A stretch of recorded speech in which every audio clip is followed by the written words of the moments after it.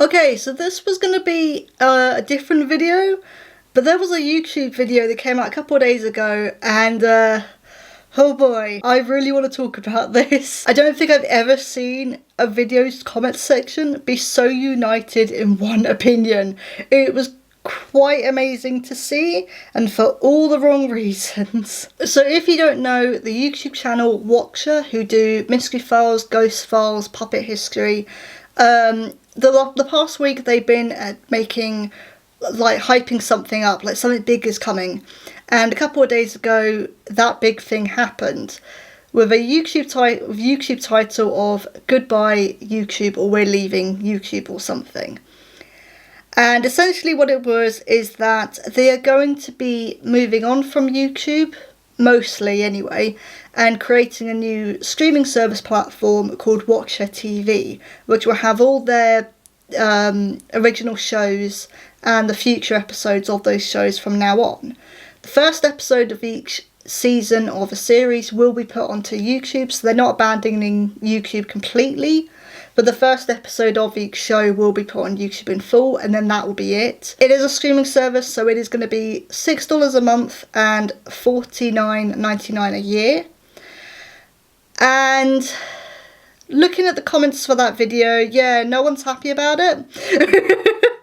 And I have quite a few different sort of mixed thoughts on this, and I kind of wanted to get my thoughts out because I have a lot to say on it. Now, the reason I've left it for a couple of days is because I wasn't sure if I was going to do a video on this, and actually the more I thought about it, the more I was like, well, actually I do have quite a lot to say on this, as well as like the bigger picture of YouTube and why it's not just Watcher who are taking a break or leaving or whatever. Obviously MatPat retired. Call Me Kevin, who's an Irish YouTuber, has just announced he's going to be taking a break. There's been a few other YouTubers who are doing the same thing, and I want to talk about like the bigger picture, as it were. But it's mostly going to be to do with Watcher and their interesting decision, let's say. The other reason I left it for a couple of days is because I wanted to wait and see if they responded to any of the feedback and criticism that they've been given. At the time of recording, they haven't responded or said anything. So I thought, okay, if they're not going to respond by this point, then they've made their decision. They're going to go full steam ahead with this, and we'll see how this goes, to be honest. I have written notes down as well, so sorry if I occasionally sort of look down like that. So I'm going to play devil's advocate first. I get why they've done this.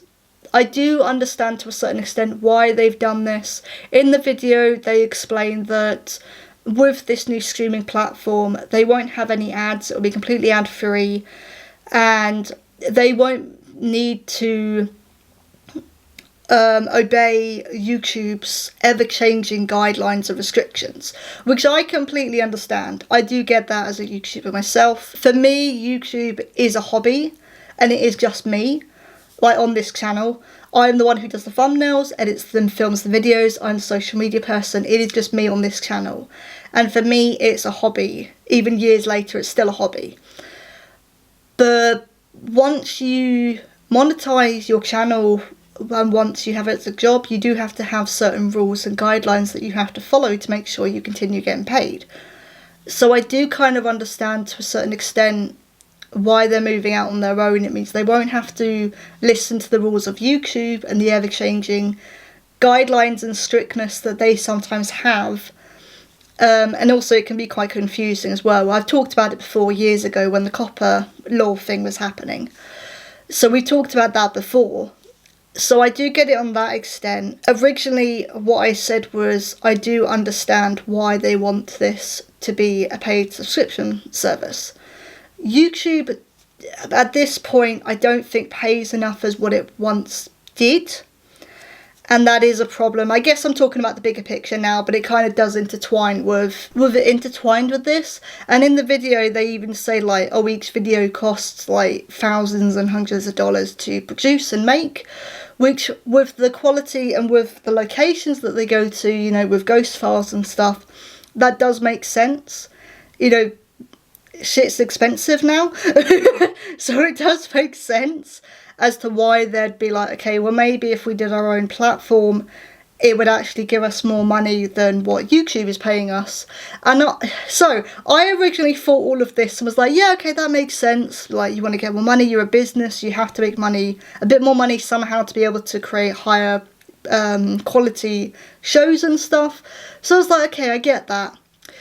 Until I found out they have a Patreon. So this is also why I've left it a couple of days, because I wanted to actually properly look into this as well and how much they earned on their Patreon. And from what I can gather on their Patreon, I couldn't get an accurate amount, but from what I can see from like comments on social media and that kind of thing, is that they get between like 50 to 80k a month on just on Patreon alone, and they don't advertise it. So that kind of, me finding that out, my previous comment about like, oh, okay, I get why maybe a subscription service would pay you more than YouTube, but it's like, well, hang on, you have the Patreon.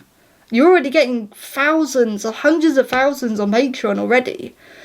So that comment kind of falls down the drain a bit.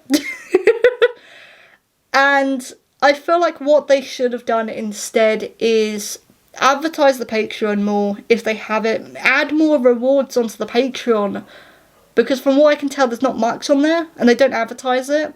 Like, I feel like I get what they were trying to do, but it's the completely wrong way around of doing things. Apologies if you can hear my dog, there's another dog barking down the road that I can hear. You know, they've got opinions about this as well. But yeah, originally on one side I got it, and then, so to go into the issues that I have with this, there's too many streaming services. We're at a point now where there's way too many streaming services, and a lot of, especially my generation, a lot of them are actually cancelling their subscriptions because there's too many. The platforms themselves are increasing the prices. It seems like every 6 months, like Disney Plus, for example, in the UK, had a price increase in October, and then they've just had another price increase on top of that. And I know a lot of people are really thinking, okay, is it really worth the money now with the amount that we're paying? Like, the price is increasing, but nothing's changing to reflect that. So is it really worth it? So a lot of people are actually cancelling their subscription services. Also, again, yeah, there's too many. Like, at one point, I think I was on like 6 streaming services. And one of them I was only on for like one show, and that was it. So going back to Watcher being a streaming service, I don't think that's sustainable, because they don't do that many shows in the grand scheme of things. They don't do that many shows to warrant a whole streaming platform. Someone on TikTok did do a look at how many videos they had uploaded last year per month. And I think it calculated to like, they only uploaded 8 videos per month. Now, granted, they are apparently bringing back some of their older shows onto the platform, and that's going to be exclusive to that platform, which I think that makes sense. You need to have an exclusive thing to bring people into your new thing, your new platform. So that does make sense. But at the same time, cool, okay, what, 10 videos a month? That's not worth like $6 or like $49 a year. That's not worth that amount. When you compare it to like Netflix, so Netflix, I think in the UK it's £7 a month. But Netflix, like, I've got like 40 different films and TV shows on my watch list. And that's ever growing. So, you know, and that's for less as well. Because if you, not even thinking about like, oh, it's $6, okay, that's fine. But then you have to adjust that amount for different countries and around the world for the currency and for inflation. So I think the UK price is probably going to be closer to like £7 or £8 a month, which is more than Netflix, with less content. So it doesn't really make a lot of sense when you think about it like that. So yeah, I think what's going to happen is at some point they're going to realise that they've made a mistake. Someone else on social media has pointed out that a lot of their demographic are also college and uni students who just being realistic here, are usually broke and don't have much money. You know, coming from someone who went to uni. So how are you going to justify that? How are you going to be okay with charging the majority demographic being students? How can you be okay with that? They're definitely going to lose, I reckon, 90% of their audience. I think I get why they've done it. Like I said earlier, I get why they've done it. And it is a bigger issue of, like, you know, people leaving YouTube or taking breaks from YouTube. YouTube doesn't pay as much as it used to. And I think that is a big problem, and that is why I think MatPat's retirement kind of kick-started something and kick-started this whole thing where, you know, these big YouTubers were thinking, well, hang on a minute, let's really realistically look at the platform and what it is now compared to what it was when they started. And I think it has started this big sort of movement, as it were, of people essentially taking care of their health and realising that actually, yeah, the job's great, but YouTube kind of sucks as a platform. We've talked about this before as well. I think that's also okay to complain about the place that you work in. You know, but everyone else does it all the time. Why is YouTube any different? And yes, you could argue that, oh, they chose that, so that they have to accept that. But you don't really have to if the rules suck. I'm kind of rambling now, but we've talked about this before, but it does, my point being is, like, there's a bigger picture here of, there's a reason why these YouTubers are either moving away from YouTube or taking a break or just leaving altogether. And I think YouTube at some point needs to address that as well. But at the same time, going back to Watcher, you've really shot yourself in the foot here, mate. You've really shot yourselves in the foot. I don't know what they're expecting to happen. Like, I don't know if they're expecting the platform to be a success straight away, or whether they're expecting this to, like, slowly build up. If I could guess, I think it's going to be another year or two until they start seeing the same success that they have on YouTube. I think it's going to be a really long time, and it's going to be a very steep slope. I think it's going to be really bad for them for a while. And we'll see where it goes from there, to be honest. I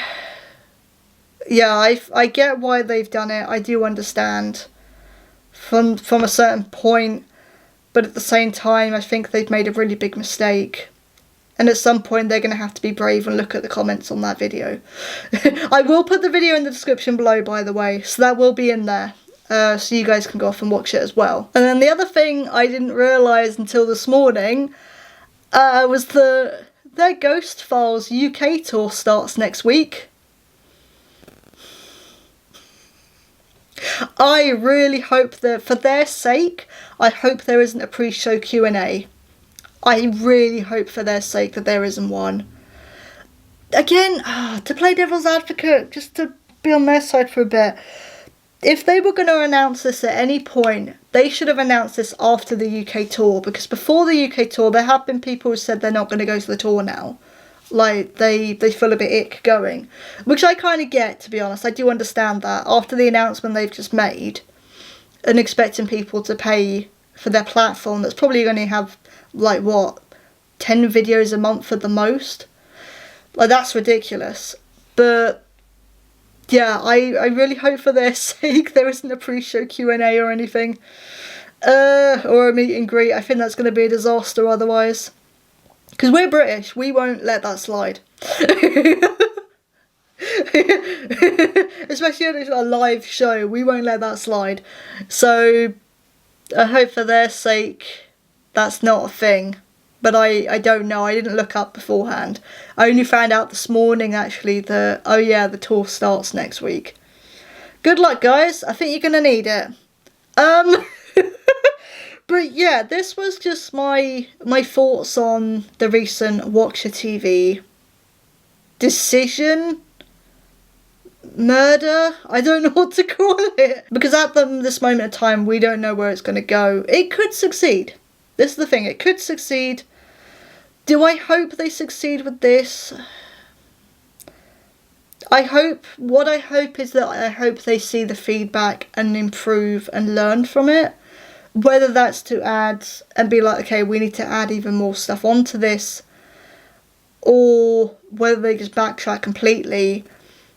But I think what they should have done is they should have advertised the Patreon a lot more, because they already get quite a lot as it is. I think they should have advertised that a lot more.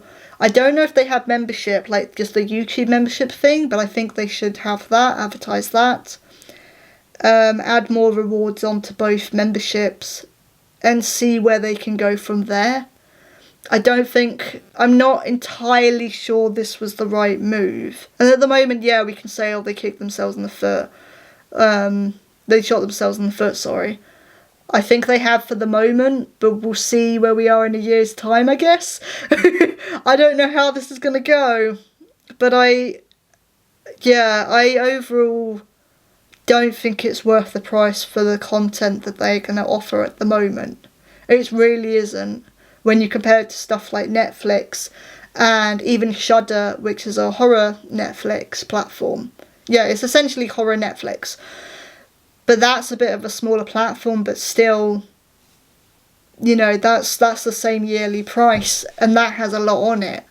Even when they first launched it, it had a lot. Yeah, I don't know. I don't know how this is going to go, but good luck, guys. But this was, yeah, my very jumbled, it's always jumbled, I always have jumbled up thoughts with this, but my very jumbled up thoughts on Watcher TV's recent decision. Thank you all for watching, thank you all for listening to me rambling, but yeah, I just kind of wanted to get this out and get this off my chest, really. But I will put their video in the description below, so you guys can go off and watch it for yourselves if you haven't already. I know a lot of people have already, and the upvote to downvote ratio, someone apparently found it, and oof, oh dear, oh no, is not good. But I will put the video in the description below. But thank you all for watching, and I will see you all soon. Bye!